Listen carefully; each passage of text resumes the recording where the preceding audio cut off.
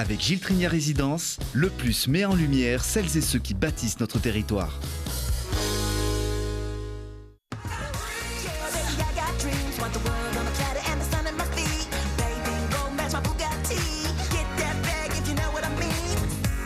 Le Plus, nous sommes aujourd'hui lundi, le 6 octobre. Ravi de vous retrouver après ce bon week-end, je dois dire. Météo très agréable également pour demain. Vous restez là dans quelques secondes. Météo en Isère sur Télé Grenoble. Et puis Le Plus, nos premiers invités se préparent. On monte sur scène ce soir, direction la MC2. Après les infos. Bonsoir Yann, bonsoir à tous, bonsoir à toutes. Et malheureusement, pas des très bonnes nouvelles pour commencer ce Flash Actu. Le week-end d'intégration a tourné au drame. Un étudiant grenoblois est décédé ce lundi matin au CHU de Grenoble, où il avait été héliporté la veille dans un état critique après avoir chuté d'une vingtaine de mètres dans le lit de la rivière à Die, dans la Drôme. Le jeune homme de 20 ans, inscrit en BUT Chimie, participait avec 250 étudiants des IUT de Grenoble à un week-end dans un camping. Ils s'apprêtaient tous à rejoindre leur bus quand l'accident s'est produit au bord de la falaise. Selon de nombreux témoins, la victime avait beaucoup bu la veille et était toujours en état d'ivresse au moment de partir. Le corps d'une femme d'une trentaine d'années retrouvé dimanche matin entre le square Foch de Grenoble et la piste cyclable qui passe sous la voie ferrée. Son pantalon aurait été retrouvé baissé sur ses genoux et un emballage de préservatifs à proximité. Les abords du square sont connus pour abriter de la prostitution en soirée. L'enquête doit permettre de déterminer l'identité de la victime et les circonstances de sa mort. Dans la course aux élections municipales à Grenoble, Jean-Charles Collaroy se rallie à la bannière d'Hervé Gerbier, candidat Horizon. L'ancien député La République En Marche, ex-élu à Saint-Martin-d'Air, estime que l'avocat peut rassembler des personnalités de gauche comme de droite. Pour lui, le bloc central a toutes ses chances et son ancienne collègue Émilie Chalas est la bienvenue à ses côtés. La perspective de faire partie de l'ex-nouveau gouvernement s'éloigne pour Yannick Neuder. L'Isérois ne figurait pas dans la première liste des ministres annoncée hier soir. Son poste à la santé devant revenir dans un super ministère à Catherine Vautrin. Et du fait de l'annonce de la démission de Sébastien Lecornu ce matin, il y a peu de chances qu'une liste de secrétaires d'État sorte maintenant, sachant que les nouveaux ministres devront travailler avec les collaborateurs des anciens. Attention, si vous vous déplacez en transport en commun, l'intersyndicale MTAG dans l'agglomération grenobloise annonce une journée de grève ce jeudi 9 octobre. Les organisateurs prévoient une participation massive avec dans plusieurs services une mobilisation de 100%. Ils protestent contre les plans d'économie qui leur sont imposés, qui, je cite, détruisent le service public. C'est le cirque, pas de politique, enfin pas trop au prochain festival international du cirque de Grenoble, mais un nouveau monsieur loyal. Après Julien Courbet, c'est Benjamin Castaldi qui officiera du 20 au 23 novembre au Palais des Sports. Sur les deux pistes, 45 artistes de 16 nationalités se succéderont pour le plus grand bonheur du public et de ce nouvel animateur. Ma mère était très amie avec la famille Grus.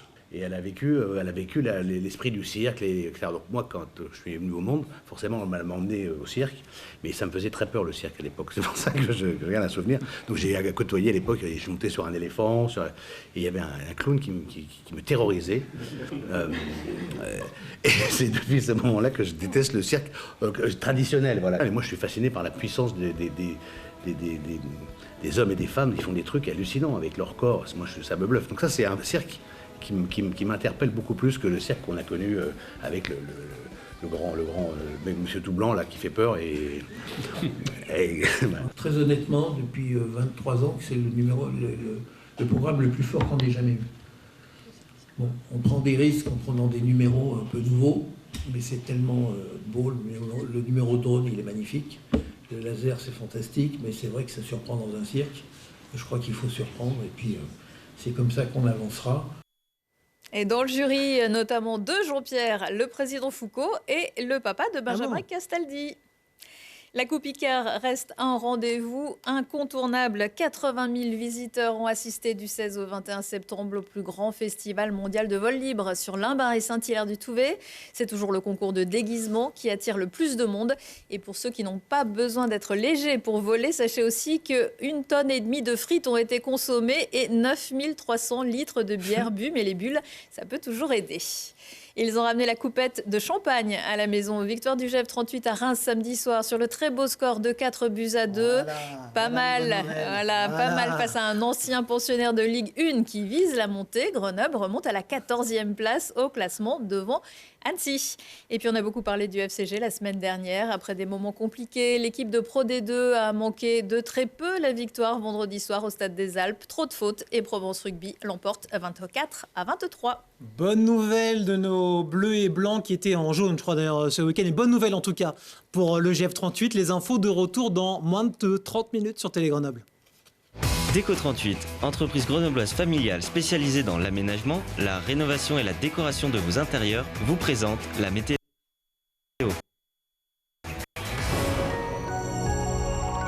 Demain, mardi, pour la Saint-Serge. Oui, c'est sa fête à Serge demain. On sera bien sous le soleil, exactement. Le matin, l'Isère se réveillera sous la fraîcheur et quelques brumes. Il fera autour de 11 à Grenoble, 10 à Cessigny-et-Vif. On attend 12 à Voiron et Moiran ou encore 12 à Bourgoin et à la Tour du Pin. Et puis alors l'après-midi, place au grand ciel bleu et au grand soleil. Il est là, exactement. Les températures 17 à Saint-Martin-d'Air et Mélan. 17 également à Saint-Imier au Crawl et le thermomètre devrait grimper à 18 sur Rives, Vorep ou Tulin et même 19 degrés si vous êtes du côté de Visil. En gros, c'est une vraie journée lumineuse, idéale pour profiter des couleurs de l'automne et ça fait du bien.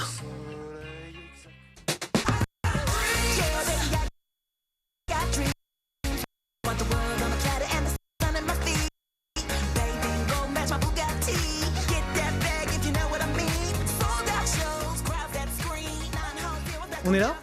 On est bien là. Oui, on est là exactement sous le soleil. Franchement, ça va faire du bien. J'ai l'impression que voilà, on est dans les dernières heures, dernière ligne droite de soleil. Après, on rentre dans un tunnel infernal de neige, de vent, de pluie, de raclette, surtout de fromage, de bon fromage. Il en sera question. Tout à l'heure, nous recevrons les copains de la laiterie grenobloise et ils ne sont pas venus les mains vides. Dis donc, d'ailleurs, je fais un appel à la régie, j'ai complètement oublié. On a des petits yaourts et des petits fromages au niveau du frigo. Si je les prends pas maintenant, c'est mort. On sort dans une heure, il y aura plus rien. Tiens. On fera le tri entre les croûtes de fromage, les déchets alimentaires. Ce sont nos amis de la métro qui seront avec nous. Vice-président de la métro, Lionel Coiffard viendra nous donner les bons tips pour bien traiter les déchets, pour éviter surtout d'avoir ce fameux autocollant. Je le montre déjà, il est là, on en parlera dans quelques minutes. Et puis ce soir, on reçoit... je suis très content, en tant qu'Échirelois, on reçoit un Échirelois qu'on a vu au cinéma, à la télé, sur Netflix, parce que on parle régulièrement d'Échirol et pas forcément dans le bon sens. On a reçu la maire d'ailleurs d'Échirol la semaine dernière, qui voulait souligner les bonnes actions de la ville. Il fait partie de ces garçons dont on est très heureux de recevoir ce soir. Il sera demain à la MC2 et jusqu'au 16 novembre pour un one-man, un seul en scène. Brahim Koutari, bonjour et bienvenue. Bonjour à tous, bonjour. On est content de vous recevoir ce soir sur le plateau du Plus. C'est une grosse saison 2025-2026 qui s'annonce. Je disais un spectacle à la MC2. On va en parler dans quelques instants. Une grosse série aussi sur Netflix. Ça fait le buzz.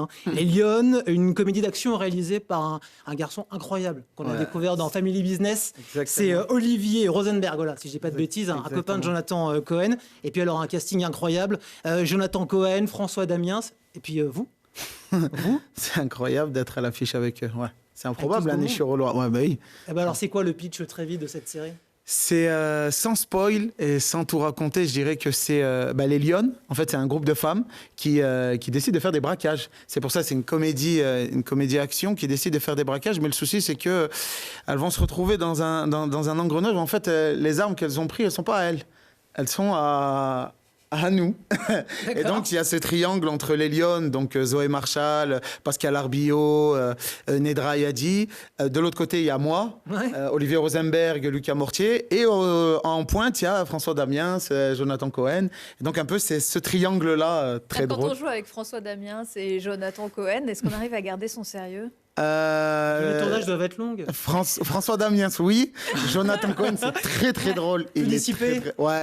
C'est le producteur et puis en même temps, il est très très drôle. C'est un acteur formidable. Et il a une imagination débordante. Dès qu'il y a le silence, action, dès qu'on s'amuse avec lui. Je sais que la scène, elle va partir loin. Donc c'est du plaisir pour les spectateurs et pour nous. Bon, Ibrahim, ce personnage alors dans Les Lyonnes, c'est quoi le personnage ? Je vais pas spoil parce que c'est la première fois que je joue un personnage comme ça. Ça va être surprenant pour tout le monde.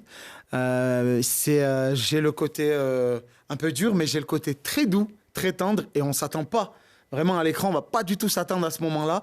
Et ça va être très drôle à voir, parce que moi, j'appréhende aussi ce moment-là. C'est la première fois que j'accepte de jouer un rôle comme ça, très intense. On va voir ce que ça va donner. Mais je suis du bon et du mauvais côté. Je suis les deux un peu. En tout cas, ça donne envie. Hein. On a l'impression qu'on va passer un bon Merci. moment. Oui, c'est sûr. Bon, si vous êtes là ce soir, c'est parce que vous revenez à la maison avec un spectacle intitulé 24 Place Beaumarchais, une place qu'on connaît à Grenoble, pas forcément pour les bonnes raisons, je disais en début de plateau. Trafic de drogue, difficultés sociales, je refais pas le tableau, on le connaît malheureusement par cœur. C'est votre quartier, mais pourquoi ce titre ? Parce que justement, en fait, on raconte que des mauvaises choses et que 24 Place Beaumarchais. Moi, je voulais pas que le texte s'appelle Brahim Koutari. Déjà, il est écrit par la formidable Adèle Gascuel, qui a écrit le texte, qui m'a écouté. C'était long. Et c'est mis en scène par sa femme, Catherine Hargraves. Et c'est incroyable parce que nous trois, on a un univers différent. Et je voulais pas que ce soit uniquement l'histoire de Brahim Koutari. 24 Place Beaumarchais, c'est un lieu mythique. Et il n'y a pas que moi qui habite là-bas. C'est le texte du peuple. Il y a des autres gens, il y a les voisins, il y a tout le monde. Et en fait, c'est aussi comment je peux donner la parole à ces gens-là, comment on peut se retrouver dans des choses où justement, on ne se moque pas d'eux, on parle d'eux avec amour, avec douceur. Et on valorise ces gens-là. Pour moi, c'est important de valoriser Échirolles, Grenoble et puis tous les quartiers de France. Et c'est pour ça que ça s'appelle 24 Place Beaumarchais. Vous attendez à ce que tout le 24 Place Beaumarchais soit dans la salle pour ces représentations ? Et ils seront là demain. Du coup, ça fait de la pression. Oh, c'est plein quasi toutes les dates. Et c'est pour ça, que ça m'a rendu très heureux parce que il y a des gens qui ne sont jamais venus au théâtre et c'était ça le but aussi. Et justement, jouer à la MC2, ça représente quelque chose ? Ouais. C'est l'une des plus grandes scènes nationales de France. C'est l'arrêt tram, surtout quand on fait Échirolles, Grenoble Centre. Exactement, oui. c'est vrai. On va être très clair. Hein. Exactement. La première fois qu'on a découvert la MC2, c'est l'arrêt tram. Exactement. Ou alors c'est la première maison de la culture de France. Exactement. Oui, non, mais écoute, non, on n'a pas forcément la même référence, mais c'est pas faux. C'est la maison, c'est à domicile. C'est ça qui est génial. Non, mais c'est vrai qu'on est issu de quartiers plus populaires et même plus largement, je pense, pour beaucoup de jeunes Grenoblois. Rentrer dans une maison de la culture, c'est pas une chose simple à faire. Et c'est super qu'il y ait un spectacle comme le vôtre qui le permette. Forcément, même moi, pour moi, c'était quand j'étais petit, je savais pas qu'un jour j'allais venir à la MC2. Thiago. Exactement. Venir jouer mon spectacle, parler de mes parents, des habitants, du monde en général. Mais je dis, mais c'est impossible. Et là, aujourd'hui, j'y suis. Les salles, les dates, elles sont pleines. C'est grâce à Arnaud Meunier aussi qui m'a suivi, qui m'a pas lâché depuis le début. De MC2. Exactement. Salut ce soir. La comédie Saint-Étienne, il m'a pas lâché.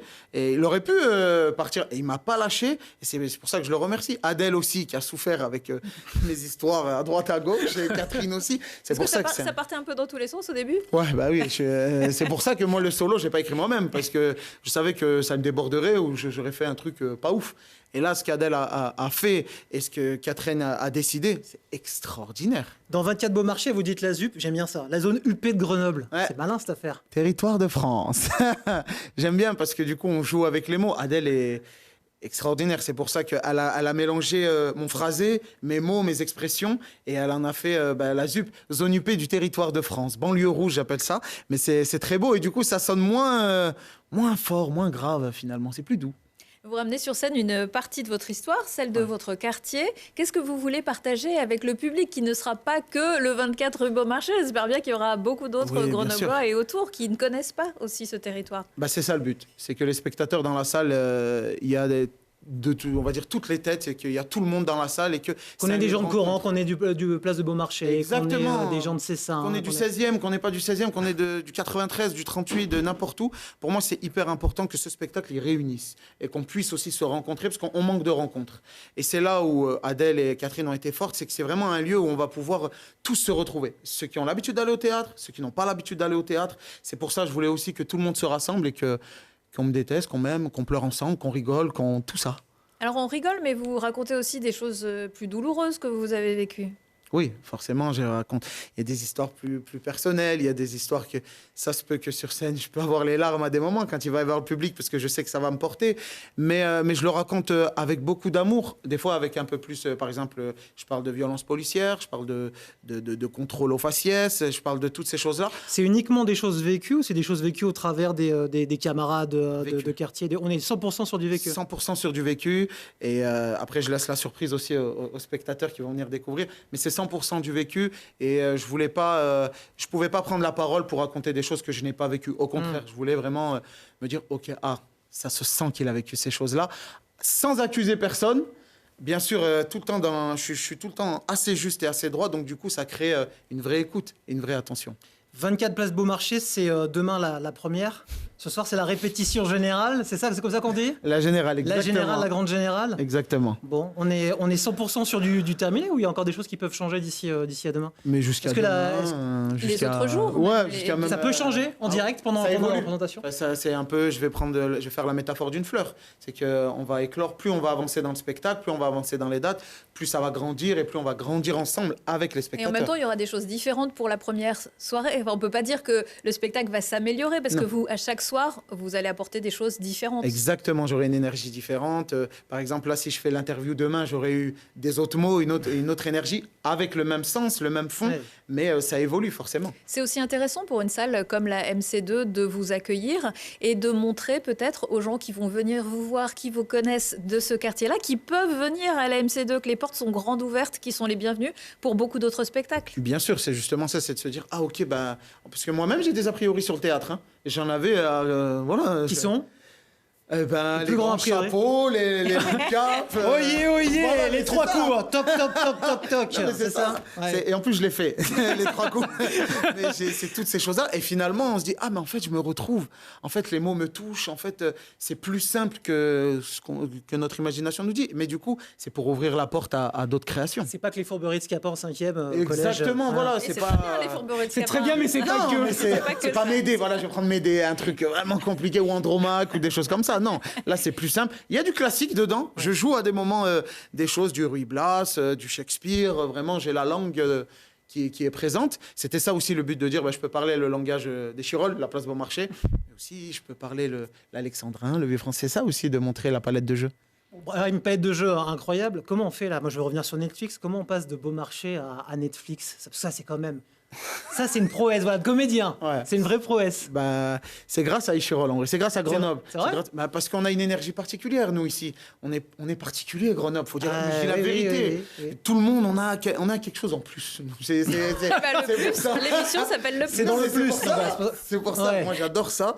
Et je Ah, dirais mais attends, que- on nous prend un peu pour des extraterrestres dans d'autres villes de France. Et Oui. on a l'impression qu'on se mange tous les matins, qu'on se tape dessus à longueur de journée. C'est ça, qu'on marche tous comme ça, avec des armes, et qu'on est tous méchants, alors que pas du tout. On est très ouverts. Ah, mais on est des bons vanneurs, on cuisine bien, on a des bons fromagers, on a tout ce qu'il faut. Mais c'est ça qui est génial. Et c'est ça qui m'a apporté, c'est mon quartier qui m'a apporté lors des auditions, par exemple pour les Lyonnes. Quand je suis arrivé, j'étais détendu. Moi, j'arrive tout le temps 45 minutes avant pour écouter un Les peu autres. ce qui se passe avant. C'est un peu filou, mais Grenoble, on est filou. Et du coup, là, je suis allé vraiment détendu. J'ai pensé à mon quartier et je me suis dit, là, j'aimerais bien y être. Là, il faut que j'y sois. Je veux être là. Je représente pas, mais une fierté de se dire, ok, c'est possible. On peut y arriver. Ça s'appelle 24 Place Beaumarchais, ça démarre officiellement demain soir, c'est jusqu'au 16 octobre prochain à la MC2. Il reste peut-être 1 ou 2 places, allez vous renseigner. Billetterie directement, donc arrêtez-vous au cargo, voilà, ce n'est pas qu'un arrêt de tram. Allez rencontrer Brahim Koutari, cet échirolois, bientôt superstar international. Le film sera distribué 286 pays. La série Netflix. incroyable. Et le spectacle en tournée, pareil en sous-titrage à travers le monde. J'aimerais trop, j'aimerais Adaptation à travers le monde, ça va cartonner, on en est sûr. Merci Brahim, en tout Merci cas à pour cette vous. belle Brahim. énergie Merci à vous. dans le Merci. plus et vous revenez quand vous voulez. Avec plaisir, merci beaucoup. Merci. Vous ne bougez pas dans quelques secondes. On va trier. Et là, j'ai beaucoup à apprendre ce soir. Voilà, avec Marie, avec Lionel Coiffard, vice-président d'Alpes Métropole. Il nous dira tout dans quelques secondes. Auparavant, regardez, samedi, 10h en direct sur Télé Grenoble.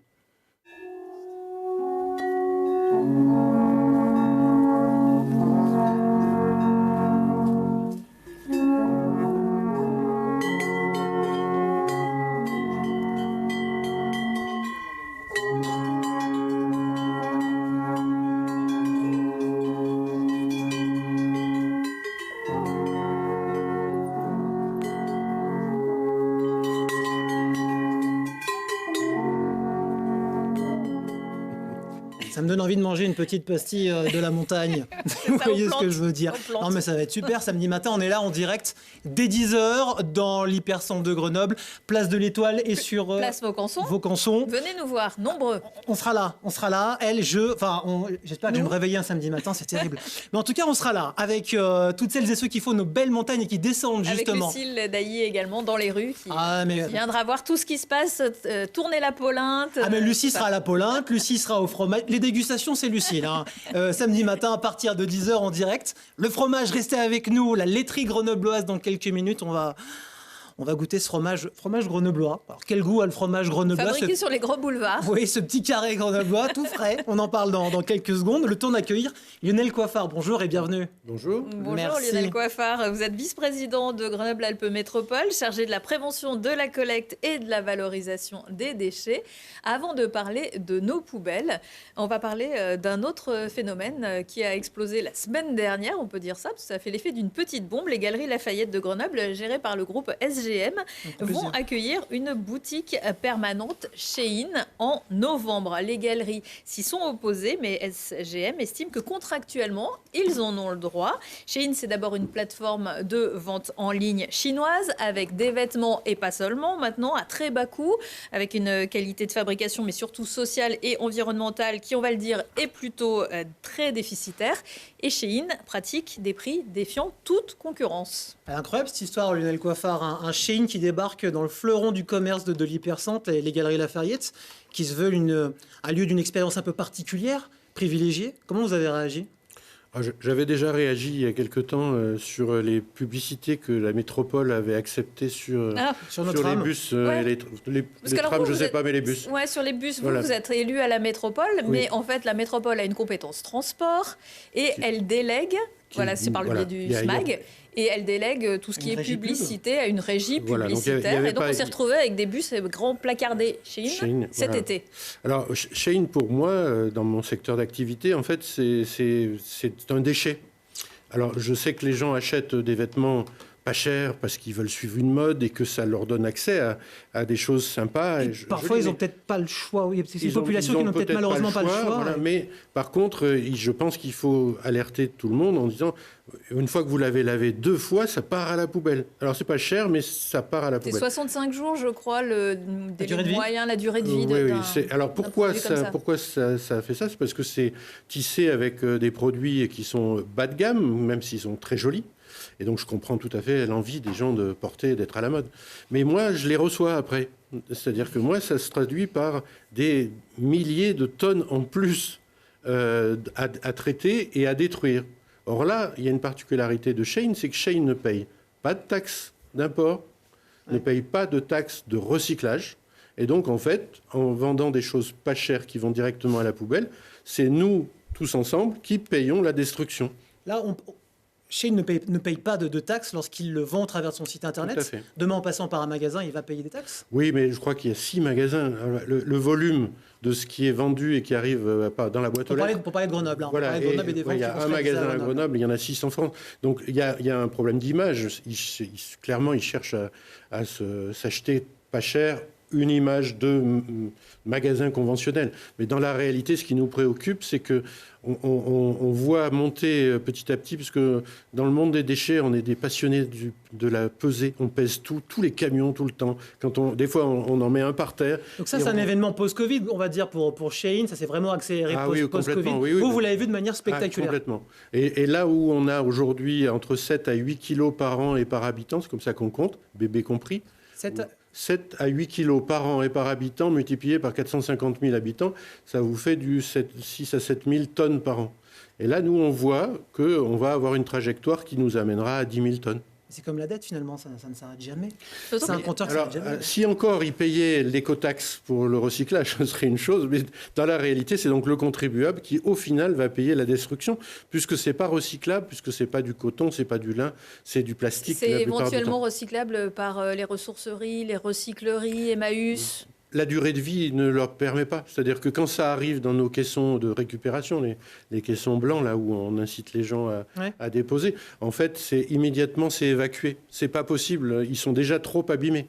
La seconde main, ça marche avec des choses un peu propres, un peu qualitatives, quoi. Oui, mais alors, ils pratiquent effectivement des prix défiant toute concurrence. On a un jean à 10 €, une paire de baskets à 7 €. Est-ce que, aussi, comment on fait quand on n'a pas beaucoup d'argent et qu'on a envie de se faire plaisir? Alors peut-être qu'il faut que j'incite les usagers à calculer. C'est-à-dire que moi, je veux bien qu'on achète 3 t-shirts par mois multiplié par 12 mois, et ça va tout à la poubelle. Peut-être qu'avec un peu moins de t-shirts, un peu plus cher, ils s'y retrouveraient. Et quand je dis ça, c'est qu'on a fait nos propres études. On a travaillé avec des panels de consommateurs pour regarder un peu cette folie de vouloir acheter sans arrêt du neuf jetable.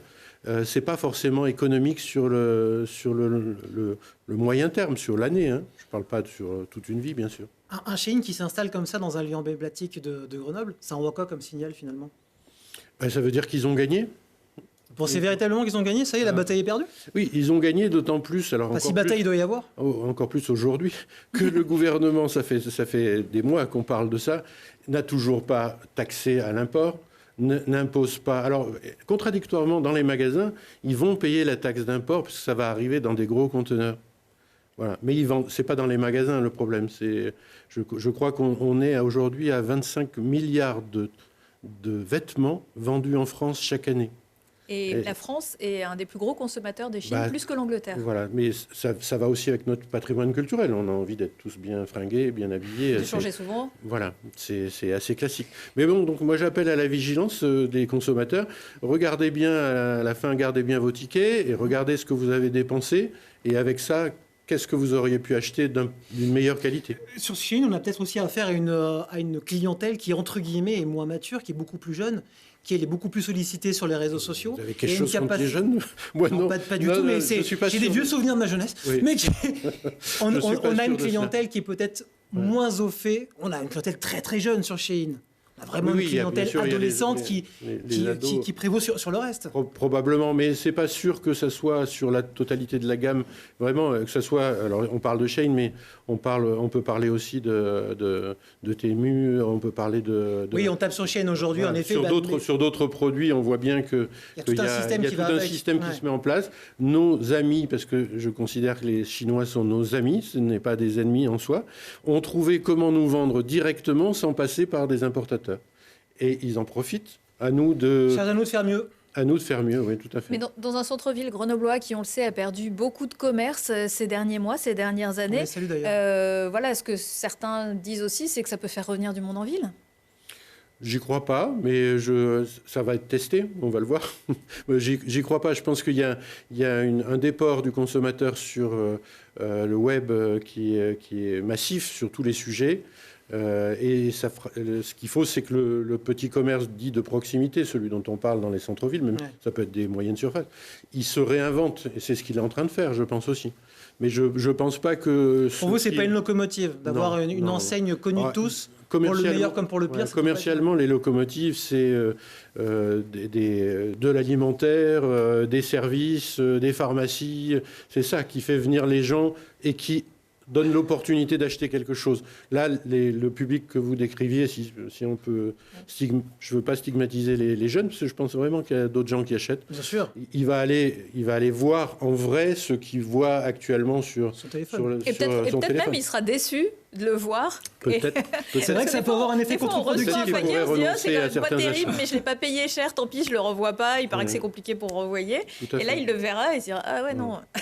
Alors après, peut-être que dans le monde de la mode, ce serait l'opportunité, effectivement, pour que d'autres magasins de vêtements travaillent à être très visibles dans les alentours de ce nouveau magasin. Vous, en tant qu'élu, en tant que représentant de la métropole, vous ne pouvez rien faire? Non, on n'a pas de compétences pour l'interdire. On peut que constater. C'est terrible, ça.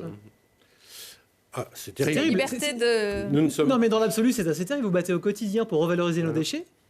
Vous pointez du doigt une enseigne, parmi d'autres, qui a une problématique avec ses déchets, et vous ne pouvez que le constater.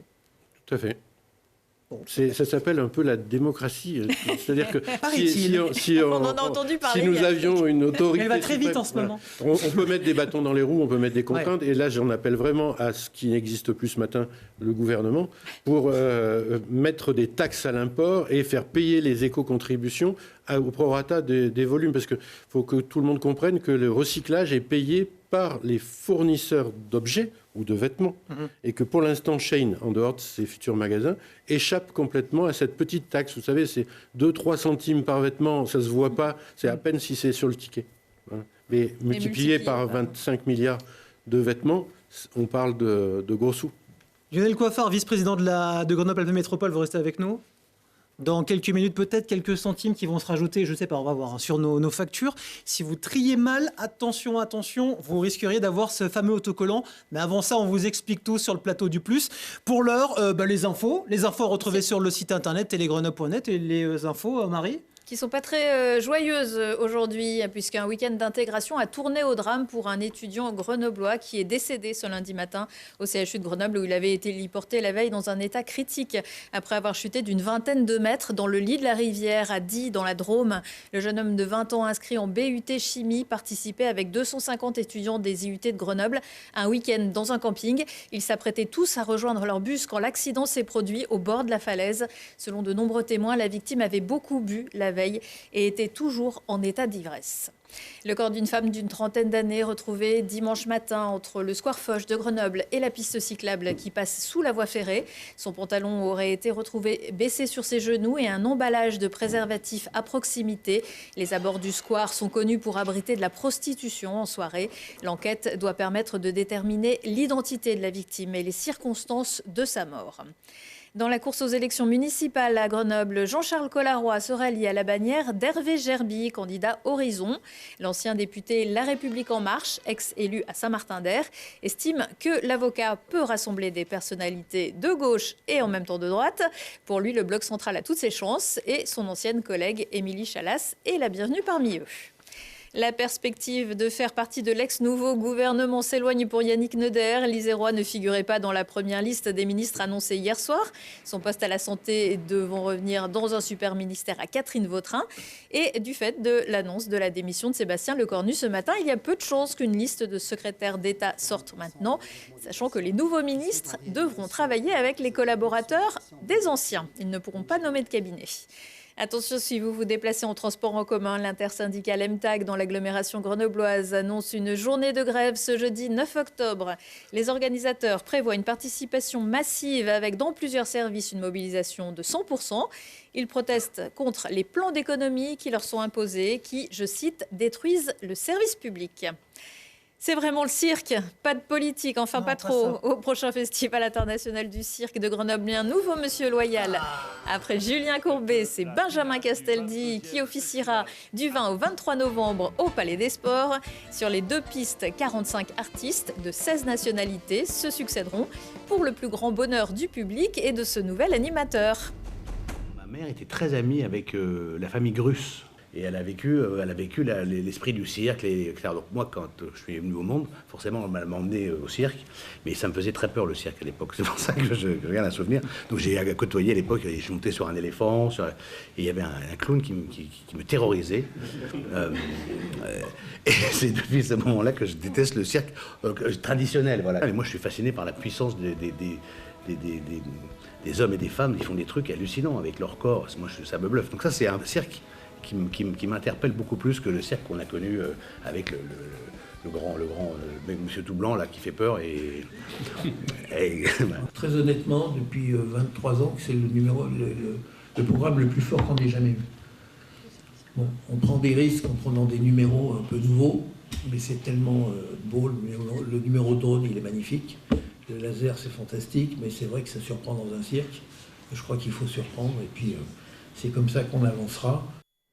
La conférence de presse avait lieu chez Jean-Pierre Barbier, président du département de l'Isère. Et dans le jury, il y aura aussi deux Jean-Pierre, le président Foucault et le père de Benjamin Castaldi, Jean-Pierre Castaldi, qui est né à Grenoble, figurez-vous. La Coupe Icare reste un rendez-vous incontournable. 80 000 visiteurs ont assisté du 16 au 21 septembre au plus grand festival mondial de vol libre sur Limbin et Saint-Hilaire-du-Touvet. C'est toujours le concours de déguisement qui attire le plus de monde. Et pour ceux qui n'ont pas besoin d'être légers pour voler, sachez aussi qu'une tonne et demie de frites ont été consommées et 9 300 litres de bière bu. Mais les bulles, ça peut toujours aider. Ils ont ramené la coupette de champagne à la maison. Victoire du GEF 38 à Reims samedi soir sur le très beau score de 4-2. Pas mal face à un ancien pensionnaire de Ligue 1 qui vise la montée. Grenoble remonte donc à la 14e place au classement devant Annecy. Et puis on a beaucoup parlé du FCG la semaine dernière. Après des moments compliqués, l'équipe de Pro D2 a manqué de très peu la victoire vendredi soir au Stade des Alpes. Trop de fautes et c'est finalement Provence Rugby qui l'emporte 24-23. Tout ça pour ça. Donc, sur la semaine dernière, écoutez, Hugo Galaciotto était avec nous sur le plateau du Plus la semaine dernière. On a beaucoup parlé justement de ce remue-ménage dans les vestiaires du FCG. L'émission en replay, c'est télégrenoble.net. On passe à la et météo. Le magnéto qui va partir. Oui, on passe à la météo. C'est moi qui vais lancer le magnéto. En musique, s'il vous plaît. Avec Serge, puisque demain, c'est la Saint-Serge. Et demain, on sera bien exactement sous le soleil. Le matin, les températures. Il y a plus rien qui tourne ce soir. Plus de magnéto, plus de. C'est fini. Moi, je sais. Ah oui, moi, je suis terminé, là. J'ai plus le droit. Voilà, merci. Les températures. J'adore. 11 degrés à Grenoble, 10 à Cessiné-Vif, 12 à Voiron et Moiran, encore 12 à Bourgoin et la Tour du Pin. Merci pour le prompteur, sinon je ne sais rien. L'après-midi, place au soleil. Il est là, le soleil, les températures. 17 à Saint-Martin-d'Air, Mélan, Saint-Imier au Crawl. Et le thermomètre qui va grimper, écoutez. À Rives et à Visil, il fera 19 degrés. Bref, c'est une très belle journée qui nous attend demain. Et ça, franchement, c'est la bonne nouvelle de ce début de semaine qui démarre comme il peut démarrer. Le plus, avec vous encore pendant une petite demi-heure, si vous nous rejoignez à l'instant. Lionel Coiffard, chargé de la prévention, de la collecte et de la valorisation des déchets à Alpes Métropole, était avec nous il y a 10 minutes même pas. On a abordé ce sujet assez compliqué, de l'arrivée de Shein, entre éventuellement redynamisation du centre-ville et puis d'autres qui y voient des inconvénients. Advienne que pourra donc avec ce magasin qui va ouvrir. Et de fait, peut-être encore plus de déchets à traiter dans nos poubelles, puisque vous êtes là avec nous ce soir, notamment pour le traitement. Et alors, pour cette deuxième grande affaire dans l'affaire, on ne va plus ramasser mes poubelles, Lionel. C'est terminé. Si je trie mal ma poubelle, si je mets l'emballage Shein dans le compost, par exemple... C'est foutu, vous ne ramassez plus ma poubelle. Depuis le 1er octobre. Alors, c'est un peu plus compliqué que vous le présentez, mais en fait, c'est ce qu'on essaye d'obtenir de tout le monde, c'est d'augmenter la qualité de ce qui est dans la poubelle jaune. La poubelle verte, jaune, celle qui a le couvercle jaune en tout cas. Elle peut avoir des couleurs variées. Pourquoi on essaye de faire ça? Parce qu'on a un nouveau centre de tri depuis maintenant 1 an et demi, qui est capable de traiter pratiquement pas loin du double de ce qu'on traitait avant. Et donc, il faut qu'on arrive à récupérer de plus en plus d'emballages.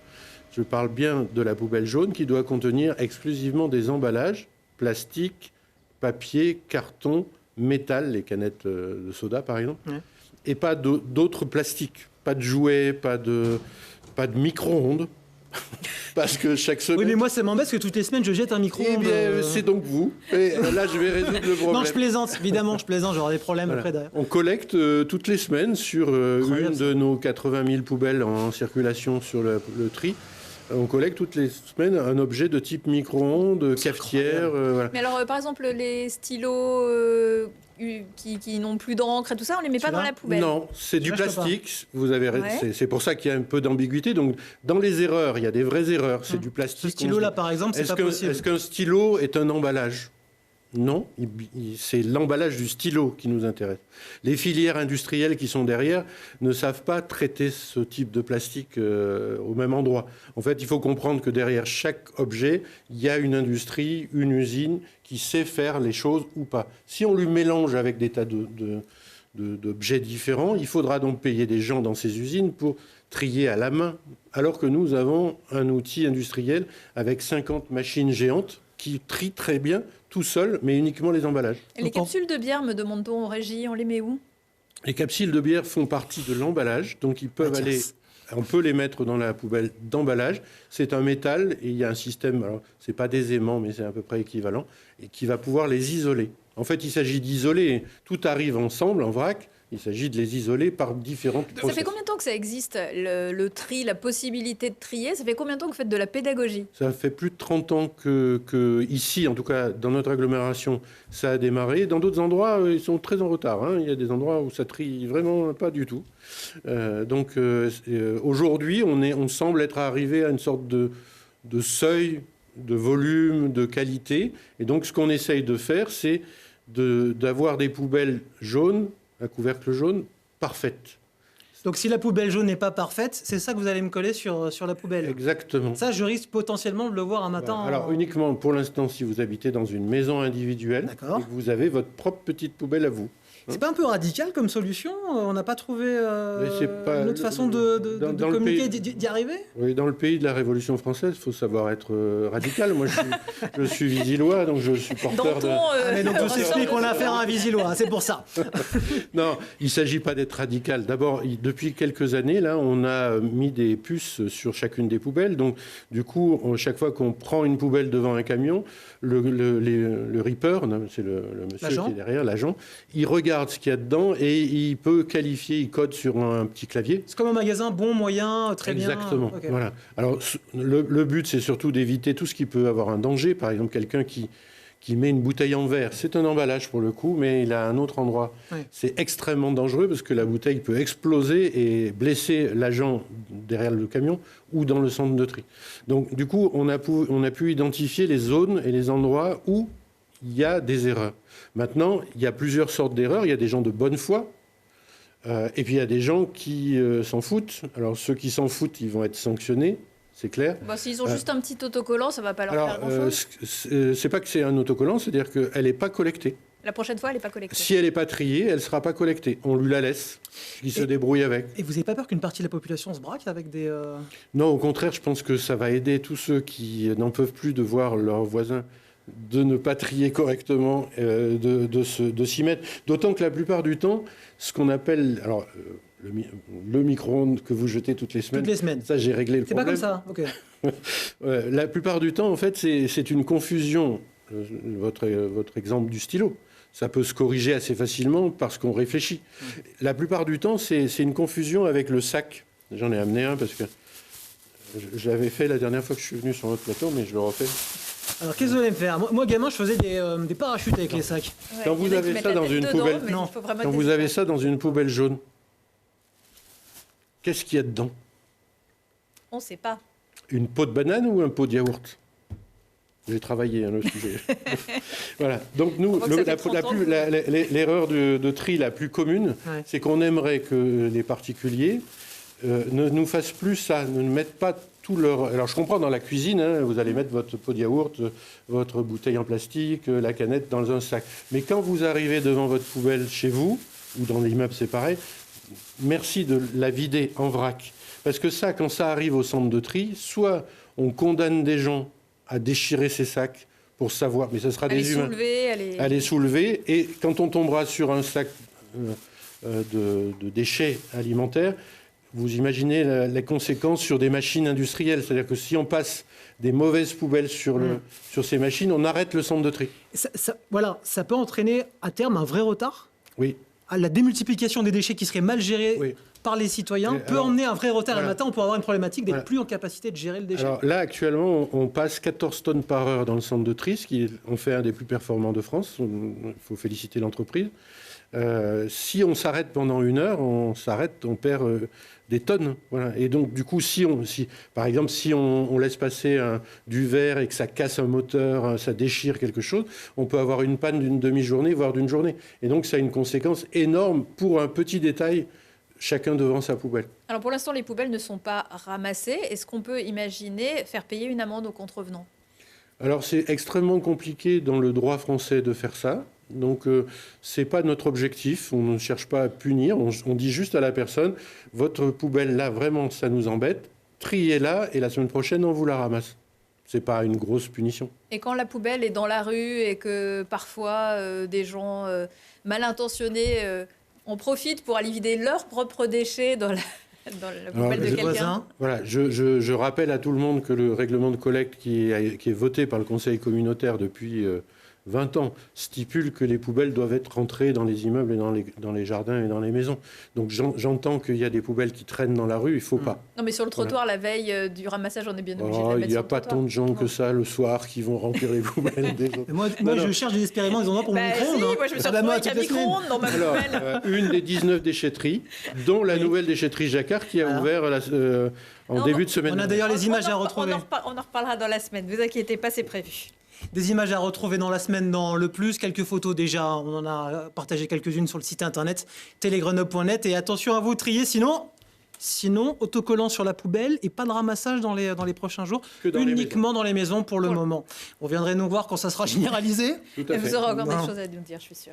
Merci Lionel Coiffard. Merci d'être venu sur le plateau du Plus qui continue avec, je vous le rappelle, demain à 13h30, on va danser Marie, 1, 2, 3 danser. Est-ce qu'on peut se mettre un Magnéto d'un 2, 3 danser ou alors je la fais en direct? Je vais peut-être on peut. Ah bah alors ça c'est le cadeau de la fin de l'émission. Regardez, c'est demain.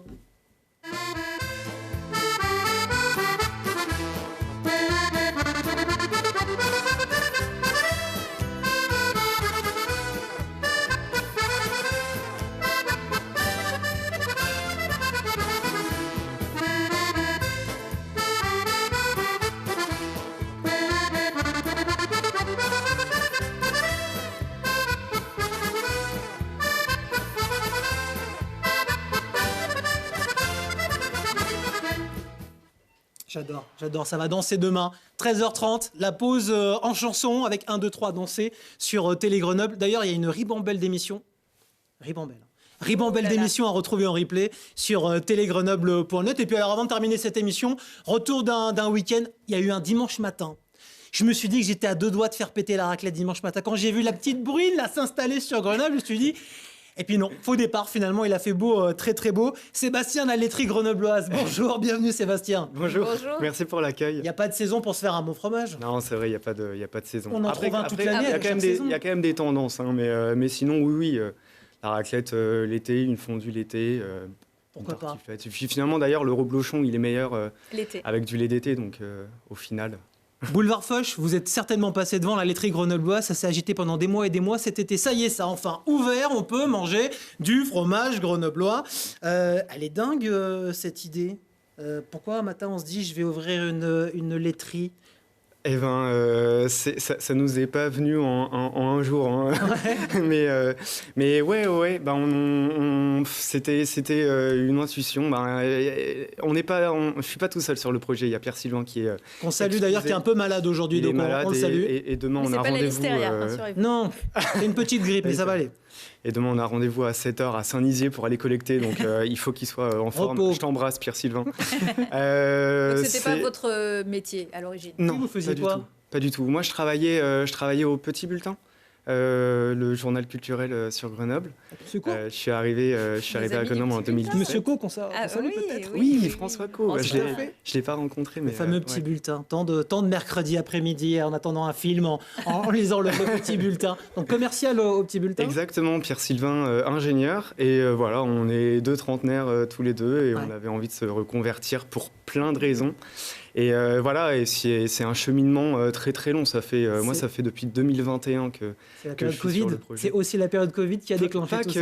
Pas que, mais ouais, ça a carrément contribué. Pierre Sylvain, il était en voyage en Australie à ce moment-là et il a dû rentrer en urgence pour prendre soin de ses proches. Et voilà, et du coup, à partir de là, ça a déclenché plein d'idées. Voilà, culture en 2020 était un peu à l'arrêt. Donc voilà. Et puis après, cette histoire de laiterie urbaine, en fait, la laiterie urbaine, un endroit où on va fabriquer des produits laitiers directement en ville et on va les vendre sur place. C'est fou ça. Boulevard Foch, on fabrique des produits laitiers incroyables. Ouais. C'est vrai que... Mais pourquoi du fromage? Vous auriez pu être boulanger. Il y a aussi des reconversions boulanger, par exemple, ou primeur. Ouais, complètement. Et moi, j'ai découvert le fromage. J'en ai toujours mangé. Hein. Quand j'étais gamin, je me faisais des sandwichs, des tartines avec du fromage fondu. Ça empestait la cuisine. Mon père m'engueulait quand j'étais au collège. Bref, mais en tout cas, c'est vraiment... j'ai découvert vraiment ce plaisir du commerce de bouche à Grenoble, au marché de l'Estacade notamment. Et je me suis dit, le fromage, plus que un autre produit, le fromage, c'est quelque chose de fascinant. À partir d'une matière première, le lait, on va pouvoir fabriquer du camembert, du comté, du yaourt. On voit les images en ce moment justement de la laiterie, c'est fascinant. C'est le mot, c'est fascinant. Ouh là là, que ça a l'air bon tout ça. Oh, le petit bleu du Vercors qui a l'air très sympathique, dis donc. On a large variété de fromage. Et finalement, quand on a été ingénieur, ce qui est le cas de votre collègue, ça parle aussi, c'est une vraie transformation, c'est de la chimie. Oui, complètement. Je ne vois pas de bec benzène par contre dans le labo là. Il faut chauffer le lait. Ouais, complètement. On a des machines. Il a fallu apprendre à s'en servir parce que moi j'ai appris d'abord. J'ai fait plein de stages à la laiterie paloise à Pau, la laiterie La Chapelle. À Paris, c'est des copains maintenant et je les embrasse. Et je me suis formé comme ça. Je me suis aussi formé dans une école dans le Jura spécialisée. Mais c'est vrai qu'il faut apprendre à se servir d'un pH mètre, d'un pasteurisateur. C'est technique. Il y a plein de... Ouais, complètement. Et c'est ça qui est chouette aussi. J'avais envie de... Et Pierre Sylvain, je parle aussi en son nom, mais on avait envie de développer un savoir-faire, une expertise. Et puis voilà, quoi, devenir artisan, quoi, faire des choses de nos mains. Et c'était exactement, oui, le lait, c'est carrément vivant. Ouais. Alors tout ça, c'est passionnant, mais il n'y a pas un matin où on se dit quand même, mais qu'est-ce que je fous là-dedans? Qu'est-ce que je suis parti dans cette aventure? L'entrepreneuriat, un produit d'exception dans notre pays, on est quand même un petit peu attendu au tournant sur la sélection des fromages, sur les produits que vous fabriquez. C'est une grosse pression quand même, le fromage. Il y a des produits peut-être plus simples. Oui, c'est vrai qu'on travaille des produits sensibles, on travaille du lait, c'est carrément... voilà, faut pas faire n'importe quoi, faut vous avez un peu quand même la santé des gens à portée de main, le fromage... Et ça c'est vrai que ça c'est un truc sur lequel on fait énormément attention. Là, les allers-retours que je fais au labo vétérinaire pour faire des analyses, enfin voilà, c'est un délire. Mais après, ça vient pas de nulle part, quoi. C'est un cheminement, qui a 4 ans et puis derrière. Voilà quoi, on se lance pas dans une aventure comme ça. On se réveille le matin et on se dit vas-y, on va se lancer. L'idée vient pas de nulle part et le lait, il vient d'où? Le lait, il vient du Vercors, de Saint-Nizier-du-Moucherotte. C'est un très bon choix. Oui. Il est un peu de partout, je sais pas si vous avez remarqué. Oui, les polyglottes. Attends, commence pas à dire ça, je vais avoir des problèmes après. Attention. Non, c'est pas vrai. Alors, lait du Vercors. Lait du Vercors. Production Boulevard Foch. Et ça nous donne donc ce fromage là que je vais montrer. Hop là, il est là. Je sais pas si on le voit. Hop, attends, bouge pas. Hop, voilà, il est ici. Il faut combien de temps pour faire ce carré? C'est le carré d'ici. Les images qu'on voyait, j'étais en train de le mouler. Nous, on le propose en plusieurs affinages. Ça, c'est une semaine d'affinage à peu près. Puis aussi, on le fait crémer. Et là, du coup, ça va plutôt être 2-3 semaines. C'est du lait de vache? C'est du lait de vache, exactement. Nous, on transforme du lait de vache pour commencer. C'est plus facile de trouver du lait de vache sur le territoire. Et voilà. Et du coup, le carré d'ici, on avait envie de se distinguer du Saint-Marcelin qui est rond. Du coup, donc on trouvait ça rigolo de faire carré, de faire un carré. Voilà. Et puis moi, je trouve ça hyper cool de lancer un petit carré comme ça, un fromage accessible à tous les palais, parce que pour les enfants, c'est quand même un fromage qui est plus facile qu'un autre. Pour des nouveaux habitants grenoblois qui viennent des 4 coins du monde, qui n'ont pas l'habitude de manger des fromages, ça permet de rentrer dans une boutique, chez un fromager, chez un crémier de quartier, et puis au fur et à mesure de se laisser tenter à d'autres saveurs. Et vous faites aussi des yaourts alors aromatisés. Oui. Attends, bouge pas, j'en ai. Attends. Moi j'ai goûté le yaourt verveine, il est très bon. Là j'ai le Reine des Prés. Reine des Prés. Alors qu'est-ce qu'on a dans Reine des Prés alors? Reine des Prés, c'est une petite fleur qui ressemble visuellement à du mimosa, donc c'est super joli. Et voilà, et ça se marie bien avec le lait, c'est utilisé en pâtisserie. Et ça apporte des arômes d'amande. Donc en tout cas, c'est pas du Yoplait, je peux dire que c'est lourd et que ça sent fort. Il y a déjà un vanille là aussi. Hop là, il est là. Et dans l'émission 38 à table, Stéphane Froidevaux, le chef, a déjà proposé des recettes avec de la Reine des Prés. Donc, leur émission en replay sur le site. Trop chouette. On travaille avec une herboriste, Camille, la fille aux fleurs, la fille aux herbes, pardon. Qui est basée à Volnavé et du coup elle nous vend des herbes séchées, quoi, des plants séchés, la verveine séchée, la Reine des Prés, et voilà, et on fait des infusions, donc c'est chouette, c'est local. Il n'y a pas la CBD, ça n'existe pas. Non, mais je pose la question. Après, vous voyez, sur l'étiquette, il y a marqué yaourt aromatisé, donc c'est des yaourts éphémères. Donc peut-être qu'un jour, vous verrez marqué CBD dessus. Sait-on jamais. Sait-on jamais. Vous travaillez évidemment avec d'autres producteurs. On a vu du reblochon, du bleu. Vous allez les chercher où, ces fromages ? Eh ben, on travaille avec quelques producteurs et productrices en direct, notamment en chèvre. La ferme de Galerne à Tulin, qui propose un super Il habite à Tulin aussi.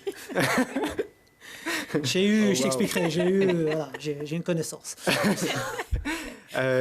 Et c'est trop chouette parce que du coup, Greg, il vient nous livrer tous les mercredis matins. Il y a aussi Laura Schmidhauser de la chèvrerie des Sept-Lots, avec qui pareil, Veldon. Je connais des gens en Sept-Lots, donc le mec va saluer tout le monde à la fin de la journée. On est une grande famille, nous. donc voilà, pareil, c'est mardi matin à 6h. Nous, avec Pierre-Sylvain, on charge les bidons dans le camion. Et puis là, on voit Mélanie, sa sœur. Puis on a juste le temps de la saluer. Et puis voilà, on part pour prendre la route pour le Vercors. Donc on travaille avec des producteurs en direct dans la mesure du possible. Et puis après comme dans toutes les crèmeries, on travaille avec des grossistes. Nous, notre grossiste est basé à Lyon, c'est une coopérative. Et on a aussi une cave d'affinage en Savoie. Ça s'appelle les caves d'affinage de Savoie. Et donc voilà. L'hiver qui arrive, on va potentiellement avoir une raclette grenobloise. C'est possible, ça ? Et ben pour cet hiver, ça sera